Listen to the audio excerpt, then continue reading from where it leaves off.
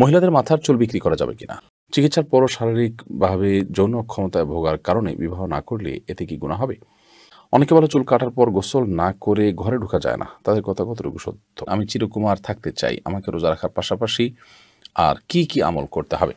আমি স্বপ্নে দেখেছি আমার স্ত্রীকে তালাক দিয়েছি। স্বপ্নে তালাক দিলে কি তালাক হয়? ইমাম নামাজে ভুল করলে সাধারণত আল্লাহু আকবার বলে লোকমা দেওয়া হয়। অনেকে বলে এটা ভুল, সুবহানাল্লাহ বলতে হবে। আপনার কাছে সঠিক মাসলা জানতে চাই। আমি অষ্টম শ্রেণীর ছাত্র। ফজরের সময় একা মসজিদে যেতে ভয় লাগে। আমার জন্য কি বাসায় একা নামাজ পড়ার অনুমতি আছে? আমি একজনের কাছ থেকে কিছু করে টাকা ধার নিয়েছিলাম। এখন কারো মনে নেই কত নিয়েছিলাম, কিভাবে পরিশোধ করব? কাঠবিড়ালির মাংস খাওয়া কি হালাল? খরগোশের মাংসের হুকুম কি?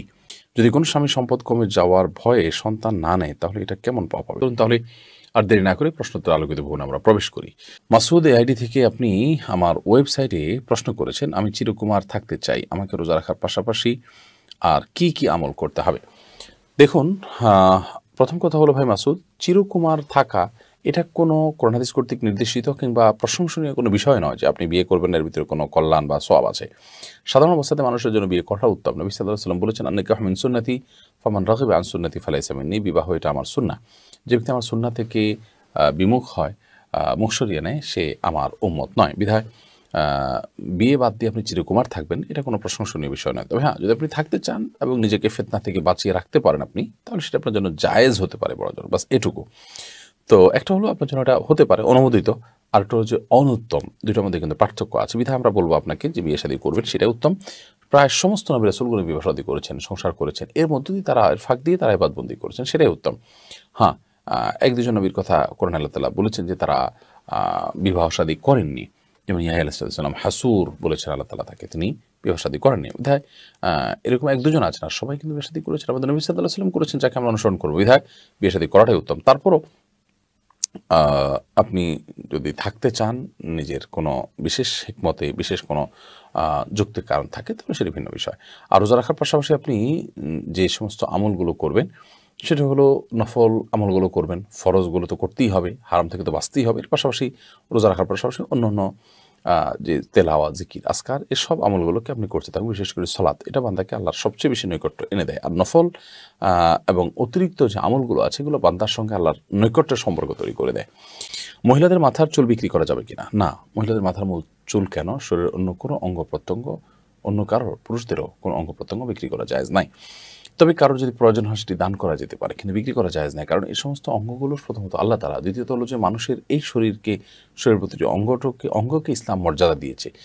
আল্লাহ বলেছেন, ওয়ালাকাদ কাররামনা বানি আদম, আমি আদম সন্তানদেরকে মর্যাদা দিয়েছি, সম্মান দিয়েছি। অতএব সেই সম্মানের অংশ হিসেবে মানুষের শরীরের কোনো অংশ বিক্রি করা যাবে না। এটা বিক্রি করা মানে তাকে অপমান করা, তাকে অসম্মান করা। আমি স্বপ্নে দেখেছি আমার স্ত্রীকে তালাক দিয়েছি। স্বপ্নে তালাক দিলে কি তালাক হয়? বিষয়টা নিয়ে খুবই আমি বিচলিত, দয়া করে চিন্তামুক্ত করবেন। ভাই, স্বপ্নে যদি তালাক দেওয়া হয় তাহলে সে তালাকের কোনো ভ্যালু নেই এবং এর কারণে তালাক পতিত হয় না। কারণ স্বপ্ন এটা তার নিয়ন্ত্রণে নয়, তিনি স্বেচ্ছায় করেছেন, ব্যাপারটি সেরকম নয়। বিধায় স্বপ্নে কেউ তালাক দিতে দেখলে যে স্ত্রী তালাক হয়ে যায়, ব্যাপারটা সেরকম না এবং এটার জন্য কোনো কাফারা বা ক্ষতিপূরণ দিতে হবে যে এরকমও নয়। স্বপ্ন নিছকই স্বপ্ন। বিধায় সেটা কোনো স্বপ্ন ব্যাখ্যাতা থেকে কোনো ইন্ডিকেট পাওয়া যায় কিনা তিনি জানতে পারেন, অথবা যদি এরকম কোনো ইন্ডিকেট না পাওয়া যায় তাহলে সেক্ষেত্রে এটা নিয়ে এত পেরেশান হওয়ার কোনো কারণ নেই। খোলাসা কথা হলো, স্বপ্নে আপনি আপনার স্ত্রীকে তালাক দিতে দেখেছেন, কাউকে বিয়ে করতে দেখেছেন, এর কারণে না বিয়ে হবে না তালাক হবে, এটা নিয়ে অরিড হওয়ার বা পেরেশান হওয়ার কিছু নেই। আমি অষ্টম শ্রেণীর ছাত্র। ফজরের সময় একা মসজিদে যেতে ভয় লাগে। আমার জন্য কি বাসায় একা নামাজ পড়ার অনুমতি আছে? যদি কেউ সাথে না থাকে এবং সত্যিই সেটি ভয়ের কারণ হয়, তাহলে সেক্ষেত্রে বাসায় অন্যদেরকে নিয়ে জামাতের সাথে সালাত আদায় করবে এবং কাউকে না কাউকে সঙ্গী বানিয়ে নিবে, যাতে করে নিয়মিত থাকে, নিয়ে মসজিদে সালাত আদায় করেছে এবং ভয় দূর হয়। নিয়মিত সিস্টেম বানানোর সুযোগ নেই যে ভয় হয় অজুহাত দিয়ে বাসার সালাত আদায় করছেন, বরং ভয় হলে অন্য কাউকে সাথে নিয়ে আপনি সালাত আদায় করবেন। হ্যাঁ, যদি এরকম লোক না থাকে তাহলে আপনি বাসায় নামাজ পড়লেন, হতে পারে সেটা আপনার জন্য জায়েজ এবং সেটা সীমিত সময়ের জন্য। এরপর প্রশ্ন হলো, কাঠবিড়ালির মাংস খাওয়া কি হালাল? খরগোশের মাংসের হুকুম কি? কাঠবিড়ালি এবং খরগোশ এই দুইটার বিধান দুই রকম। কাঠবিড়ালির গোশত খাওয়া জায়েজ হবে না, হালাল হবে না। এর কারণ হলো যে সমস্ত জীবজন্তু হিংস্র জীবজন্তুর সংজ্ঞায় পড়ে সেগুলোর গোশত খাওয়া ইসলাম শরীয়তের দৃষ্টিকোণ থেকে হালাল হয় না। হিংস্র জীবজন্তু বলতে যারা নখ এবং দাঁত দিয়ে ছিঁড়ে ফুঁড়ে খায় তাদেরকে হিংস্র জীবজন্তু ধরা হয় এবং এই হিংস্রতার যে ডেফিনিশন ফোকাহে কেরাম দিয়েছেন সেটার আলোকে আপনার কাঠবিড়ালির গোশত খাওয়া হালাল হয় না।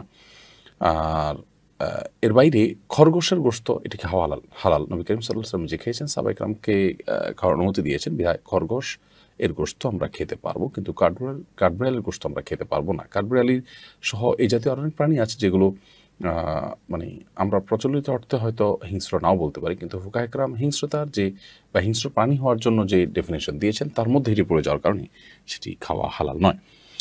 ইমাম নামাজে ভুল করলে সাধারণত আল্লাহ আকবার বলে লোকমা দেওয়া হয়, অনেকে বলে এটা ভুল, সুবহানাল্লাহ বলতে হবে। আপনার কাছে সঠিক মশলা জানতে চাই। জি ভাই, আল্লাহ আকবার বলে লোকমা দেওয়াটা ভুল।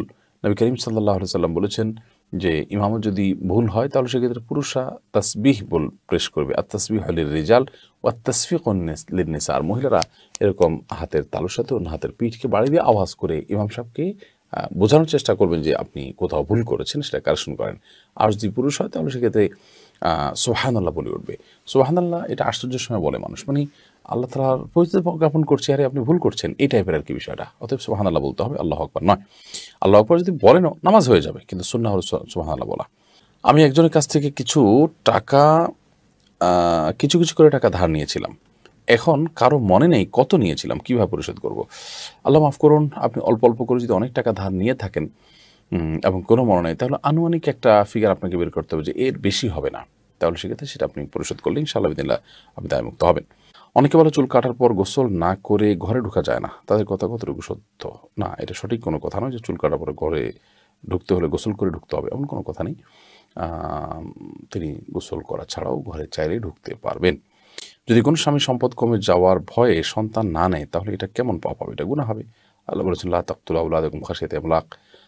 সম্পদ কম কিংবা সন্তানকে কি খাওয়াবে এই ভয়ে তাদেরকে হত্যা করুন, আল্লাহ তাআলা বলেছেন। অতএব সম্পদ কমে যাবে এই ভয়ে আপনি সন্তান নিলেন না, এই জন্ম নিয়ন্ত্রণের এই কারণে জন্ম নিয়ন্ত্রণ এটাকে ফুকাহে কেরাম জায়েজ বলেন না। হ্যাঁ, স্ত্রীর শরীর অসুস্থতা কিংবা পরিবেশগত অসুবিধা ইত্যাদির কারণে আপনি সন্তান সীমিত সময়ের জন্য নিয়ন্ত্রণ করলেন, সন্তান গ্রহণ করলেন না, সেটা জায়েজ হতে পারে।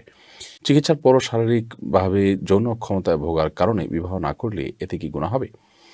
চিকিৎসা করার পরও যদি শারীরিকভাবে অক্ষম থাকে কেউ, তাহলে সেক্ষেত্রে তিনি যদি গুনাহ মুক্ত থাকতে পারেন, ফিতনামুক্ত থাকতে পারেন এবং তার দ্বারায় মানে বিয়ে করলে বরং স্ত্রীর হক নষ্ট হবে এরকম হয়, তাহলে তার জন্য বিয়ে না করাই উচিত।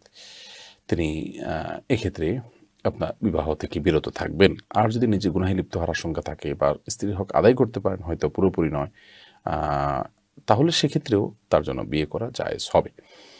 অর্থাৎ এটি নির্ভর করবে যে তার অবস্থাটা কি হতে পারে বিবাহ না করলে, আর করলে কি হতে পারে। যদি করলে তিনি বরং স্ত্রীর হক নষ্ট করবেন, তাহলে সেক্ষেত্রে তার জন্য বিয়ে করা জায়েজ নয়।